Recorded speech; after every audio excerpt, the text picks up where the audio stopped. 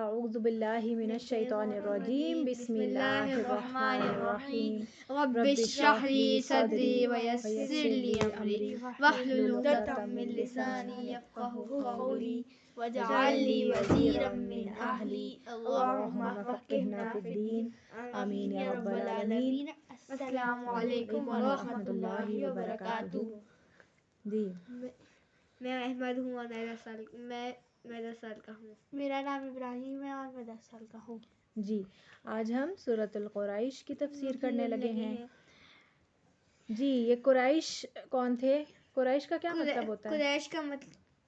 قریش کا مطلب ہوتا ہے کرش، اور کرش سے نکلا ہے. یہ ہاں کرش. اور عربی زبان میں کرش کہتے ہیں، اور انگلش میں اگر ہم لوگ اسے کہتے ہیں اس کا مطلب ہے شارک. عربی زبان میں کرش سمندری ایسی مخلوق ہوتی ہے جو کہ بہت یہ شارک اپنے ٹیتھ والی ہوتی ہے. فخر کرتے تھے کہ انہوں نے اپنا نام شارک رکھ دیا، شارک پہ رکھ دیا. ہاں جی، یعنی عربی زبان میں شارک کو کرش کہتے ہیں. ہاں مطلب وہ بہت ایسا جانور ہے کہ وہ بہت ہنٹر میں سے ایک ہے. وہ مطلب مار دیتا ہے لوگوں کو، لیکن اس کی کھال کو نہیں کھایا اس کو کوئی نہیں مار سکتا نا. بہت مطلب کھایا نہیں خار جا قسم کا سکتا شارک جو ہوتی ہے. ہاں. تو یہ قریش اپنے آپ کو اسی لیے قریش ان کا نام تھا کہ ان کو کوئی نقصان نہیں پہنچا سکتا تھا، لیکن یہ کسی کو بھی نقصان پہنچا سکتے تھے. مطلب ان کے اندر یہ مطلب یہ لیڈ کرتے تھے ایک طرح سے.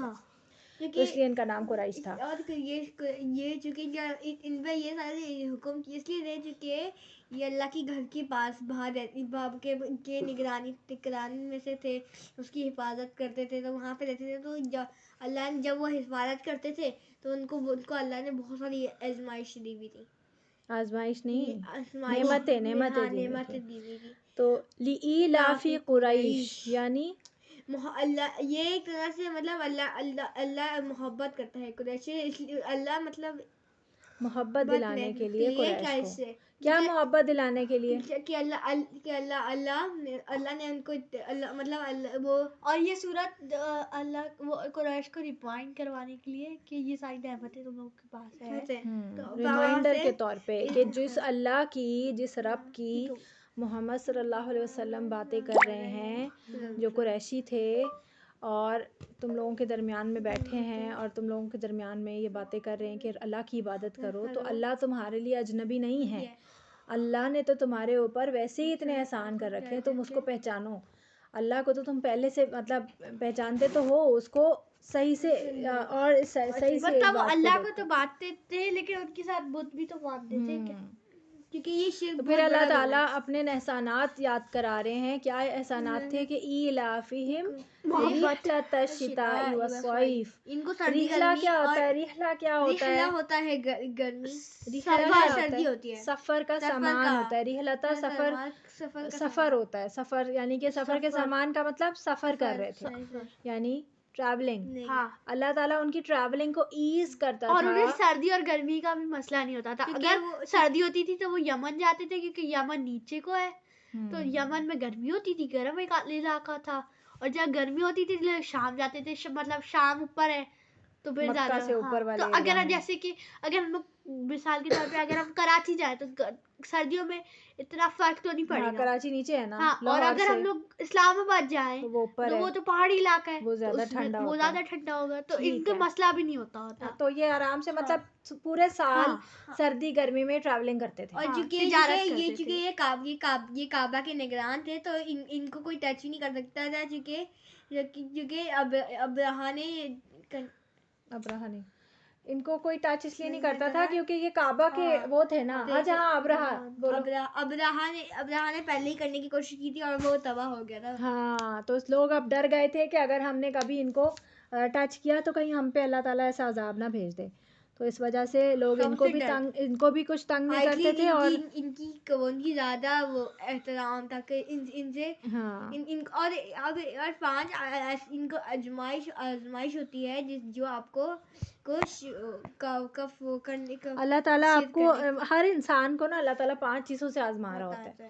ایک ہوتا ہے بھوک سے اور ایک ہوتا ہے خوف سے. سب سے 2 بڑی 5 میں سے یہ 2 بڑی ریزنز ہیں، بھوک اور خوف.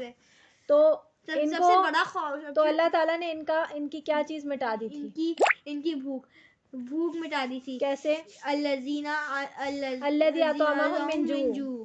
بھوک کیسے مٹا دی تھی ان کی؟ وہ حضرت ابراہیم نے دعا کی تھی جب یہ صحرا تھا نا کہ انہوں نے بنایا تھا کعبہ، جب انہوں نے اسماعیل علیہ السلام اور بی بی ہاجرہ کو چھوڑا تھا یہاں پر تو انہوں نے دعا مانگی تھی. انہوں نے دعا مانگی تھی کہ کیا کہتے ہیں کہ اس جگہ پہ کسی کو بھوک امن سے رہنا ہے اور خوف سے بچانا اور بھوک بھی، تو مطلب پھلوں سے مدد دینا. تو یہ اللہ حضرت ابراہیم علیہ السلام کی اور دعا اس وقت تو صحرا تھا تو ایسی بات تو ممکن نہیں لگ سکتی تھی. لیکن انہوں نے ایسی دعا اللہ سے مانگی کہ اللہ کے لیے تو کچھ بھی ناممکن نہیں اور ہے. یہ لوگ کیونکہ یہ جب انہوں نے مانگی تھی یہ امپاسبل تھا کہ وہاں پہ کوئی پھل اگے کیونکہ وہ صحرا تھا. وہاں تو پہ پھل کیسے آتے تھے پھر وہاں پہ؟ تو وہ باوی بھی صحرا تھا. چونکہ وہ ہجرت کرتے تھے، تجارت کرتے تھے تو وہ لوگ ان کو پہچانتے تھے تو وہ جاتے تھے. لوگ وہاں پہ حج کے لیے آتے تھے نا، تو جب لوگ حج کے لیے آتے تھے تو اپنے ساتھ جو بھی ان کے سٹی کی یا شہر اپنے ملک کی کوئی بھی سوغاتیں ہوتی تھی، یعنی کہ ان کی جو چیزیں ہوتی تھی تو وہ فروٹس لے کر آتے تھے وہاں پہ تجارت، اور وہ وہاں پر بازار لگا کے ان سے وہ چیزیں بیچتے تھے. اور وہ اس سے وہ اگا لیتے تھے. نہیں اگاتے کچھ اگ ہی نہیں سکتا تھا نا بیٹا، صحرا میں نہیں کچھ اگتا. وہ اپنے علاقے سے وہاں سے پھل لے کر آتے تھے اور وہاں پر. اور آپ کو پتہ ہے آج بھی دنیا کا کوئی ایسا پھل نہیں ہے جو مکہ میں نہ ملتا ہو.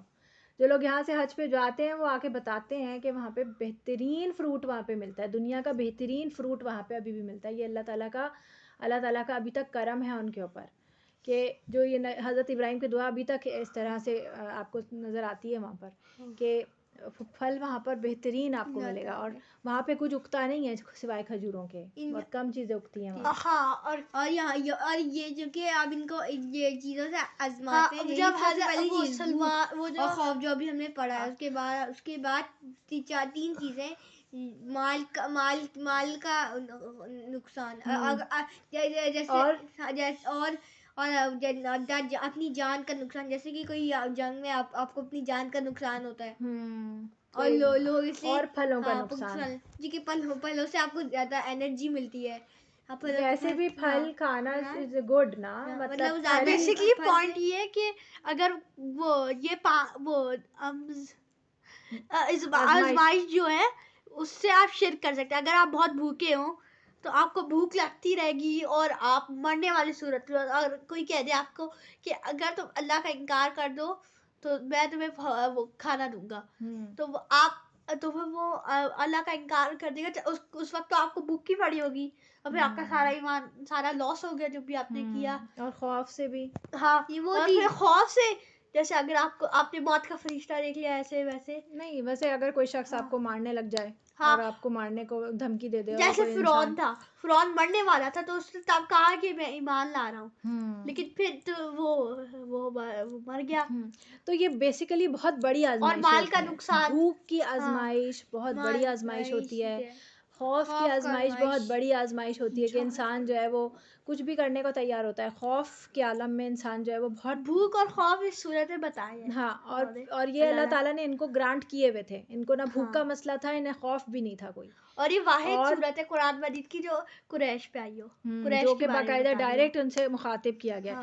لیکن اس کا مطلب یہ نہیں ہے کہ ان کے مطلب یہ صرف انہی کے لیے، یہ تو تا قیامت قرآن مجید تا قیامت سب کے لیے ہدایت ہے. پوری انسانیت مطلب ان کے لیے سبق نہیں ہو سکتا، یہاں پوری انسانیت کے لیے ہو سکتا ہے. تو آپ دیکھیں نا ان کو نا مال کا نقصان بھی نہیں ہوتا تھا کیونکہ ان کے قافلے لوٹے نہیں جاتے تھے. جب یہ ٹریولنگ کرتے تھے تو ان کو کوئی لوٹتا نہیں تھا.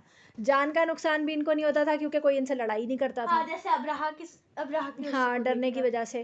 پھر پھلوں کا نقصان ان کا اس لیے نہیں ہوتا تھا کہ ان کے پاس اگتا کچھ نہیں تھا، لیکن پھر بھی ان کے پاس پھل سارے آ جاتے. ہاں اور اس کے علاوہ حضرت سلمان فارسی، وہ کیا کیا نام تھا، وہ کون سے صحابی تھے حضرت سلمان؟ کیا ہوا تھا، کیا بتانا ہے؟ تو اس میں تھا جب وہ انہوں نے سنا تھا کہ اگر آپ انہیں تحفہ دیں گے تو پھر وہ تو خیر چلو، تو اس میں بھی انہوں نے اس کے علاوہ اس میں تھا کہ اس میں انہوں نے کہا تھا کہ اس شہر میں خالی وہ کھجور کھجور کے درخت وہ تو مدینہ میں، ہاں کھجور ہے، مدینہ میں تھے نا اس وقت، ابھی تو مکہ کی بات ہو رہی ہے.